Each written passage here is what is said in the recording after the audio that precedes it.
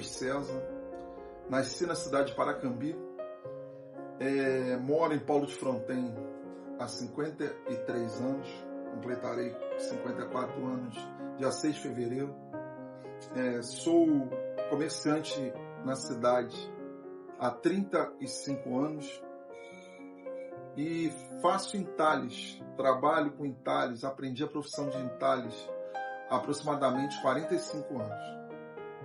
Sou casado há quase 30 anos, não tenho filhos e sou um apaixonado pela arte de entalhar.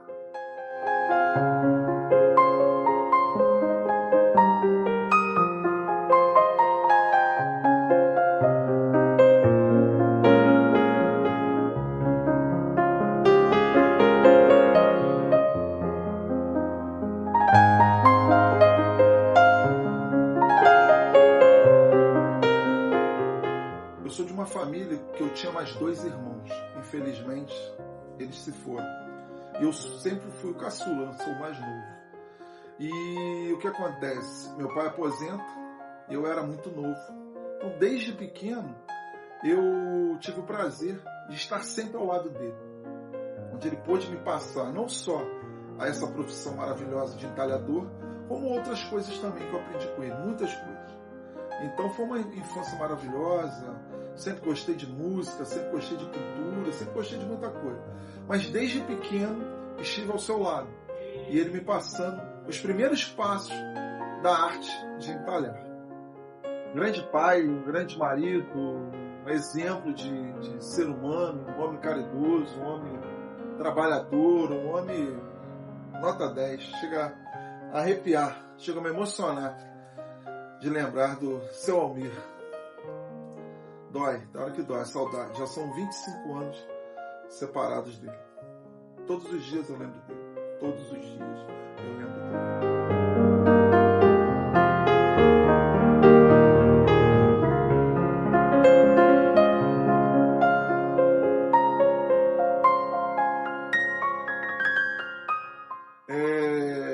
Meu pai, depois que ele se aposenta da rede ferroviária, né, ele começa a fazer uns bicos, né? Ele era um homem muito inteligente, como eu já disse anteriormente. Ele só tinha 3ª série. Ele conseguia dar aula de matemática, geometria, trigonometria e desenhos geométricos numa escola aqui da cidade. Então, o que acontece? A partir do momento que ele aposenta, ele começa a fazer uns bicos, vamos dizer assim, né? E ele trabalhava como pedreiro, trabalhava como carpinteiro, trabalhava como pintor, sabe? Até para conseguir um extra na renda mensal. Para ele, para minha mãe e para mim, obviamente. Então, o que acontece? O primeiro contato que eu vi ele com madeira, eu muito novo, era ele colocando portas de madeira, tanto na nossa casa, quanto às vezes eu acompanhava na casa de algum freguês, de algum cliente. Na minha memória, por eu ver tanta magia, tanto empenho, as mãos do meu pai eram mãos mágicas. Então, quando eu vi ele criando tanta coisa, e eu comecei a ver ele mexendo com entalhes, não profissionalmente, me despertou essa vontade. E foi onde eu pedi, tudo que eu pedi, eu tive um pai maravilhoso, sabe?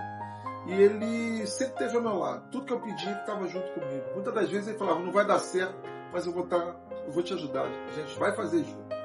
E assim começou. Um belo dia a gente pegou junto, eu muito novo, eu com 8 anos de idade.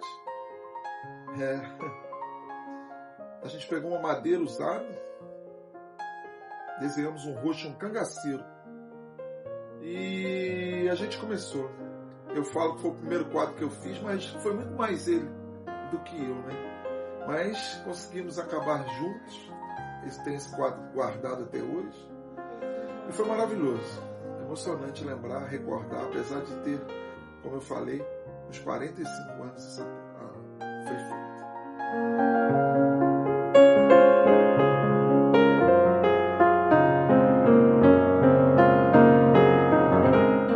Muito novo, né? Apesar de sempre fui um ser humano, mesmo sendo criança, sempre fui grande, mas o formão é um objeto cortante, formão é um objeto perigoso, vamos dizer assim.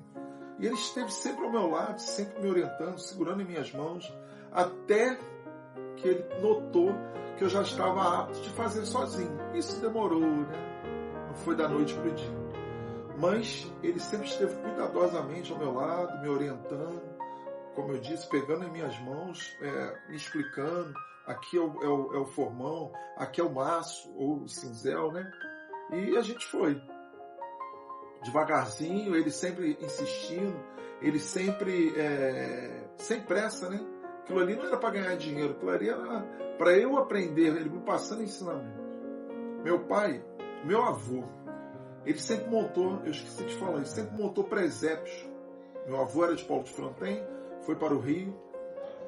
Do Rio, lá, ele montava presépios. Esse presépio foi doado para o meu pai.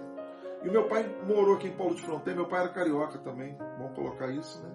E ele morou em Paulo de Fronten 49 anos até a sua morte. Nesses 49 anos, eu não sei ao certo, mas vamos dizer, tipo, 30 a 40 anos, ele montava presépios aqui na cidade de Paulo de Fronten. E eu vendo ele montando esses presépios, eu tenho lembranças de 50 anos, de quase 50 anos atrás, e ele montando cada peça do presépio, montando os morros, colocando aguinha. Então o que acontece? Não tinha como isso não despertar em mim. O visual era muito forte. Fora o sangue, né? Meu avô, muito artesão. Meu pai, muito. Essa veia artística voltada para esse lado tinha que estar dentro de mim. Não tinha como não estar. O presépio foi um pontapé inicial para que eu pudesse ter esse despertar. E vou um pouco mais além. Além do presépio, eu estudei no colégio onde tinham aulas de arte. Estudei no colégio de freiras, e as freiras tinham nas disciplinas a matéria de artes. Quer dizer, eu era muito novo também, eu estava na 5ª série, eu estava com 11 para 12 anos. Quer dizer, aquilo foi... Cada vez mais a arte foi aflorando, foi aparecendo em minha vida.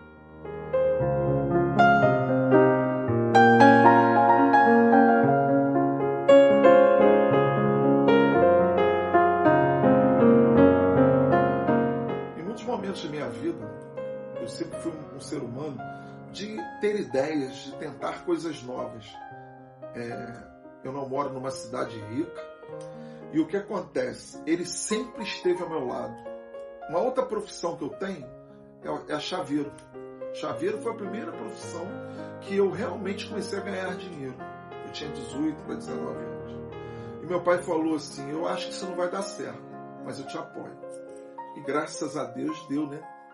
E por eu morar numa cidade, como eu disse, que não é muito rica, que não é rica, você precisa de mercadoria, você precisa de ferramentas, de máquinas para você trabalhar. E eu, muito jovem, e a vida lá atrás não era a vida que está hoje no Brasil, era uma vida muito mais difícil, né? E o que acontece? Foram esses os maiores desafios. Apesar do meu pai ter as ferramentas, vamos dizer, de entalhador, muitas das vezes eu precisei de outras ferramentas. E eu não as tinha no momento. Então eu tinha que entalhar de uma forma. Por exemplo, você queria, por exemplo, desenhar a letra A. Eu tinha que bater no formão, contornando um formão reto, toda a letra, para depois vir tirando com um formão goiva. Mais tarde, eu consegui comprar um formão chamado Gochivil. Ele é em forma de V. Então, em vez de vir batendo na letra assim, eu venho cortando o V, venho cortando a letra toda em volta, muito mais rápido, um acabamento muito mais bonito, né? Então, com o passar do tempo, que a gente vai conseguindo ganhar algum dinheiro com o próprio trabalho, você consegue investir melhor. E a maior dificuldade é morar numa cidade que ainda não é turística.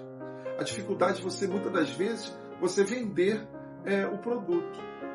Se a cidade de hoje para amanhã virar uma cidade turística, vai facilitar não só a minha vida, porque eu não penso só em mim, mas de muitos bons artesãos que a cidade de Engenheiro Paulo de Fronten tem.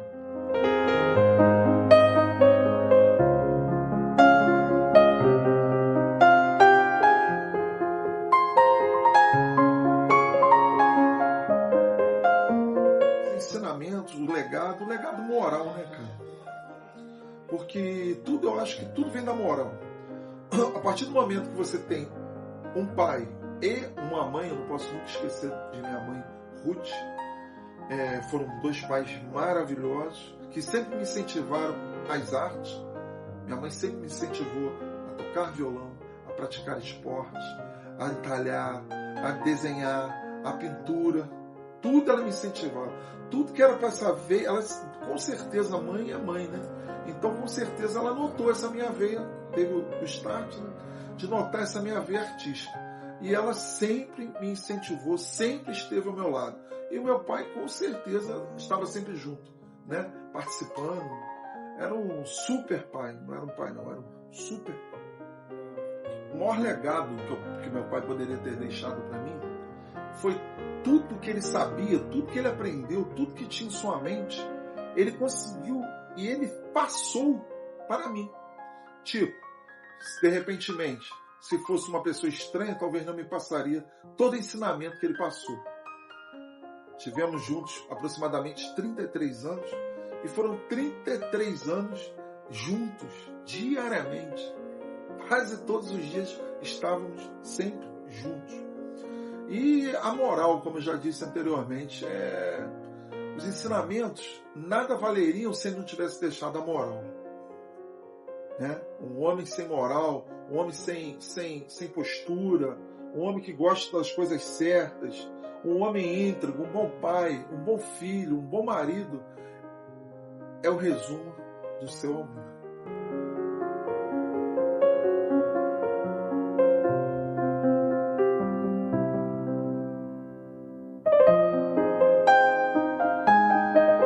Lembro bem? Deixa eu respirar.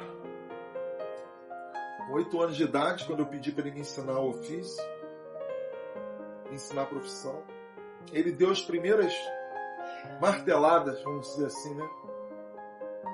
E eu me encantei. Uma criança se encanta, né? Quando você gosta de arte, você se encanta. E me passou o formão, me lembro como se fosse hoje, dando as primeiras marteladas, né? E eu falei assim para ele: eu ainda vou ser um profissional, eu ainda vou ser um entalhador, eu ainda vou viver do entalho, eu ainda vou ganhar dinheiro fazendo placas entalhadas, fazendo quadros, fazendo a arte do entalho. Ele deu um sorriso, bateu nas minhas costas e falou assim: calma, meu filho, vamos primeiro aprender. Tenha paciência. Lembra como se fosse hoje.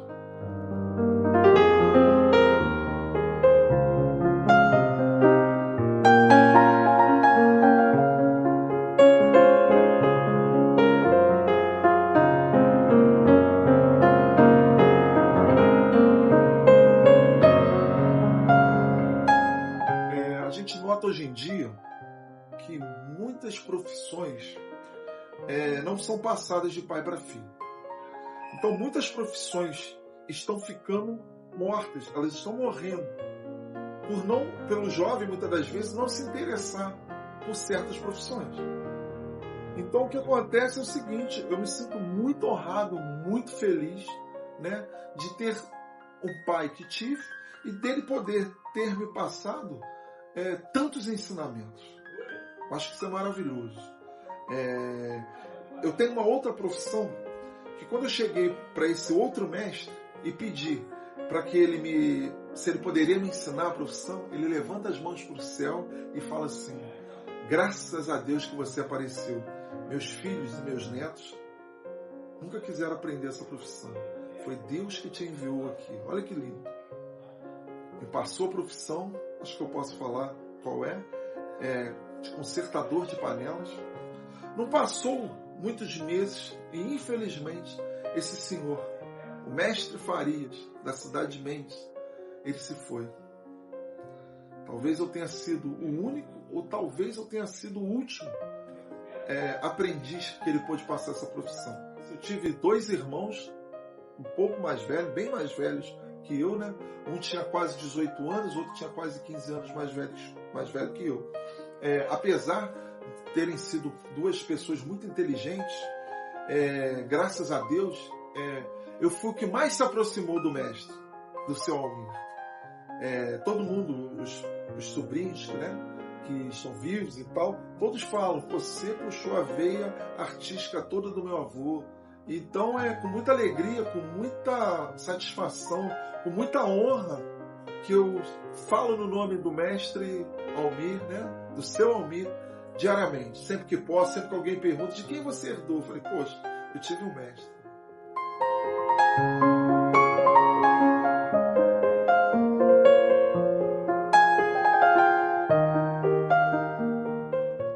A gente é muito emotivo, né? Não foi uma, nem duas, nem três, foram muitas e muitas vezes. Muitas. De você estar entalhando e lembrar: meu filho, tatuou, meu filho. Porque as placas entalhadas que a gente hoje produz, não é só um entalhe. Tem o desenho, tem a abertura das letras, a divisão das letras dentro das placas, dentro do espaço da madeira. Não adianta você querer escrever Engenheiro Paulo de Fronten numa cidade pequenininha, numa placa pequenininha assim para a gente entalhar, né? Engenheiro Paulo de Fronten são várias palavras, então tem que ser uma placa de um certo tamanho para caber todas as letras ali. Então você tem que aprender primeiro a desenhar, né? A dividir matematicamente cada letra ali para que ela caiba no espaço. Depois, o entalhe. Depois, muitas das placas tem desenhos, então você também tem que saber desenhar, tem que saber pintar aquelas placas.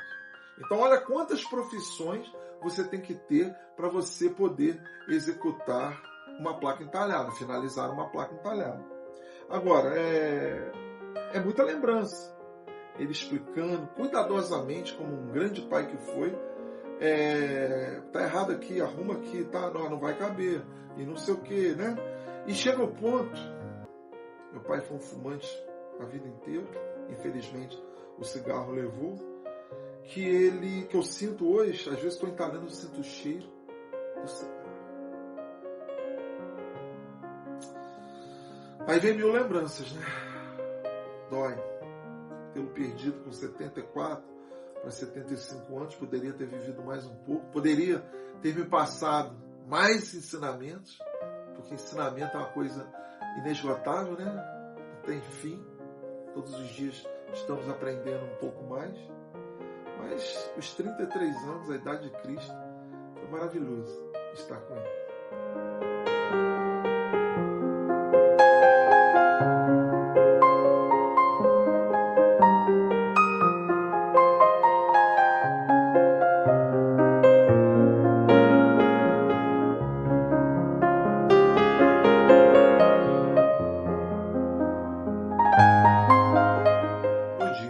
Começou com o quadro do Cangaceiro, né? E depois, posteriormente, veio a imagenzinha da escrava Anastácia. Essas duas tempos que eu vejo, eu vou lembrar do seu Almir. E como eu também falei sobre as placas entalhadas, né? Tudo começou com ele. Ele me ensinou o beabá, logicamente, que depois a gente vai aperfeiçoando, vai criando novas técnicas. Durante esse tempo, conheci grandes entalhadores, fui em várias cidades que passou também grandes mestres, como o mestre Aleijadinho, as cidades históricas mineiras, estive em praticamente todas, e deparei, de pôr as mãos em imagens feitas pelo mestre Aleijadinho. Mas seu Almir era o meu mestre, né? Era o mestre que morava dentro da casa, junto comigo, né? O líder, o amigo, o paizão. Isso aí é uma coisa muito forte, muito importante. Como eu já disse, meu pai foi sempre um apaixonado pela arte. Desde pequeno também, me veio aqui a lembrança, ele sempre foi um grande restaurador de imagens, tanto de madeira quanto imagens de gesso. E eu, como sempre, estava ali, né? Sentadinho do lado, perguntando, querendo ajudar, querendo pôr a mão. Ele: calma, olha, presta atenção, vê como é que é. Então o que acontece? Certa vez ele confeccionou 7 carrancas. As 6 ainda estão lá em casa. E a 7ª ele doou para o meu irmão mais velho, que morava na cidade de Paracambi. Então era um jeito dele estar sempre presenteando não só a família, como amigos, né? Nessas reformas dos santos. Ele sempre foi uma pessoa muito do bem, um cara com um coração maravilhoso. E o que acontece? Isso sempre fortificou muito a imagem dele perante a nossa família, como também perante a outras famílias, a população frontinense. Até hoje eu escuto das pessoas da minha idade, pessoas mais velhas, e o presépio do seu Almir, que saudade do presépio do seu Almir. Então isso não tem preço, né? Isso é uma coisa maravilhosa, né? Você ouvir isso. Então com certeza, e a gente faz hoje esse projeto de voltar a fazer tudo aquilo que ele fazia. Eu tento resgatar, eu tento fazer também que seja fonte financeira, né? Mais um jeito de ganhar a vida honestamente com a arte, com o artesanato.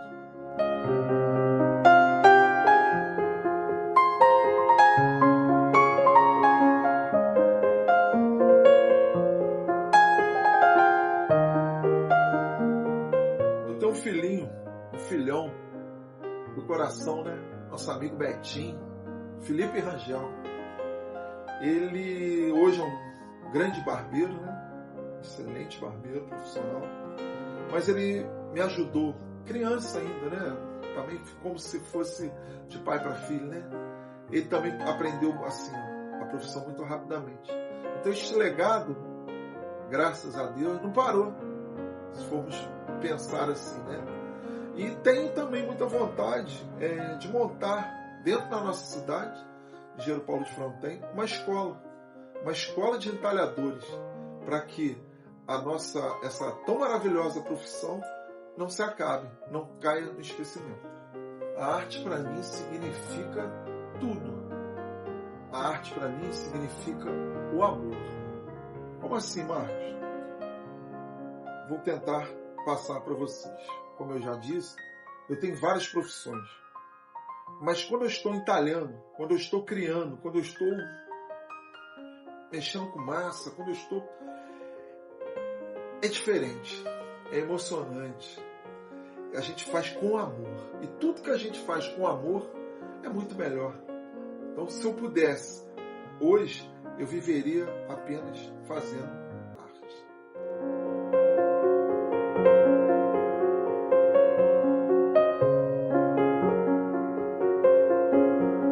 Eu já disse, eu gostaria de poder ter a oportunidade de montar na nossa cidade, Engenheiro Paulo de Fronten, uma escola para crianças, adolescentes, e que essa escola pudesse ter o nome de Almir de Souza Almir. Dentro dessa escola de jovens entalhadores, poderia ter esse nome, gostaria de ter um banner contando toda a história da vida dele, né? Principalmente a parte artística, a parte moral, a parte do cidadão e quem foi Almir de Souza Almir. Eu sou uma pessoa espiritualista, né? Gosto muito da espiritualidade, do espiritismo, gosto de estudar esses fenômenos. O cueca acabou de fazer um barulho ali, né? A presença dele está aqui, eu tenho certeza. Ele está aqui ao meu lado. Ó, chega a arrepiar. E eu falaria o tempo todo, né? Do mestre. Seria impossível eu passar os ensinamentos para esses jovens, para essas crianças, e não falar do nome dele, né? Eu estaria o tempo todo falando, se o seu Almir estivesse aqui, ó, ia ser assim, ó, tá errado aqui. Passaria naturalmente todos os ensinamentos que me foi passado. E com certeza, formaria novos profissionais, daria ganhos, né, para jovens que futuramente poderiam ser pais de família, né? Eles poderiam ter uma renda em cima dessa arte. Meu pai falava uma frase que era o seguinte: o saber não ocupa lugar. E eu, felizmente, acreditei, né? Então, até hoje, eu estou sempre estudando, estou sempre querendo aprender uma nova profissão, aprender a fazer isso, aprender a fazer aquilo. Então, eu passaria, esse eu acho que é um dos maiores ensinamentos que ele me deixou. O saber não ocupa lugar. Acho que você não perde nada em estar aprendendo algo novo.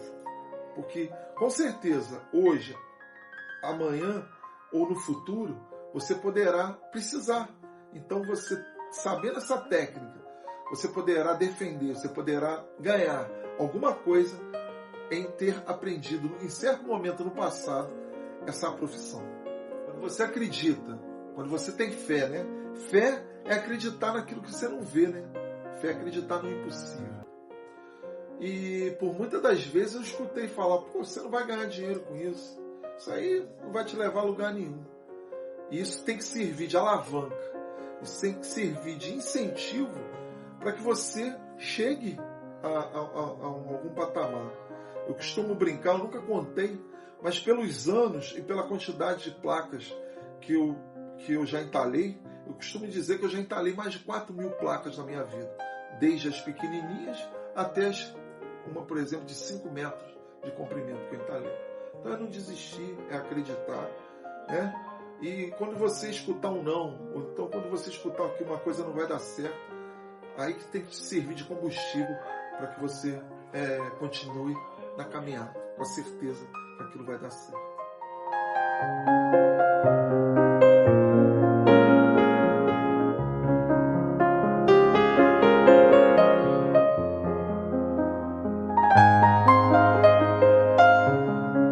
Agora eu vou tirar até os óculos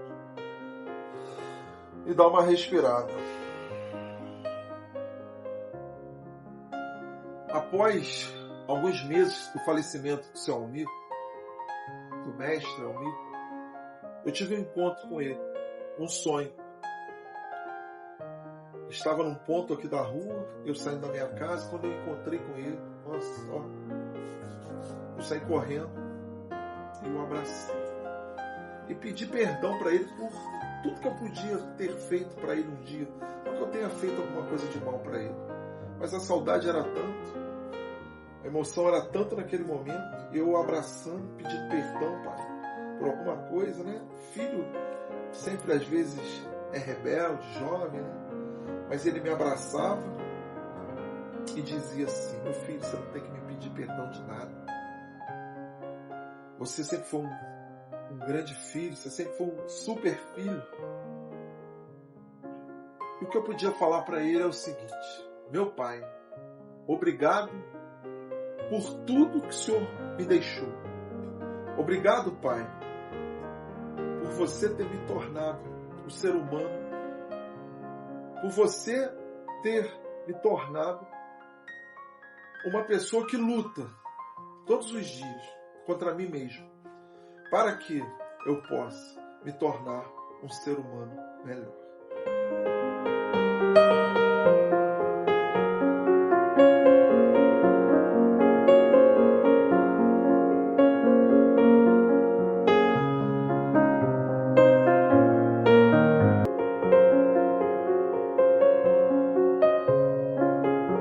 Vocês pais, tentem ser os melhores pais nessa vida. E para vocês filhos, tentem ser os melhores filhos que vocês possam ser. Porque é muito bom, é muito maravilhoso, é muito especial ter o pai que eu tive, ter a mãe que eu tive. Não posso esquecer da minha querida mãezinha. Uma pessoa também ímpar, maravilhosa. Então, a partir do momento que o mundo que a gente vive conseguir entender, conseguir captar esta mensagem, que o amor tem que prevalecer, a hora que o pai entender que ele tem que ser o melhor pai do mundo, e a hora que o filho entender que ele tem que ser o melhor filho do mundo, eu tenho certeza que este mundo vai ser muito melhor.